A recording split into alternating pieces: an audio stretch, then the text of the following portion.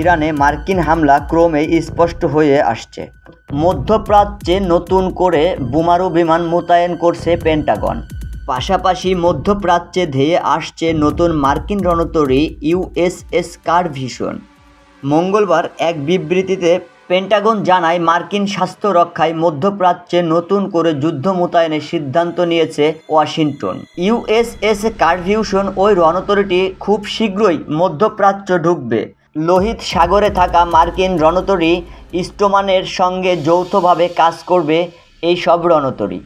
কাছাকাছি আরও যুদ্ধবিমান মোতায়েন করা হবে। পেন্টাগনের এই স্বীকারোক্তির কয়েকদিন আগে বেশ স্যাটেলাইট ইমেজ বিশ্লেষণ করে কয়েকটি প্রতিরক্ষা বিষয়ক মার্কিন সংবাদ মাধ্যম দ্য ওয়েট জোন সেখানে দেখা যায় ইরানের পাশে থাকা দিয়াগো গার্সিয়ার ঘাঁটিতে 5টি B-2 স্পিরিট বোমারু বিমান মোতায়েন করেছেন যুক্তরাষ্ট্র।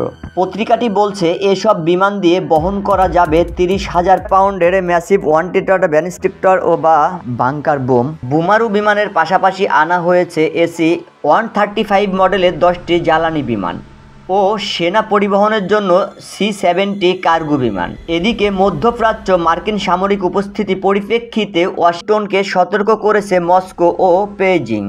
রাশিয়ার উপপররাষ্ট্রমন্ত্রী সের্গিও রিয়াবকভ জানিয়ে দিয়েছেন, ইরানে মার্কিন হামলা কোনোভাবেই বরদাস্ত করা হবে না।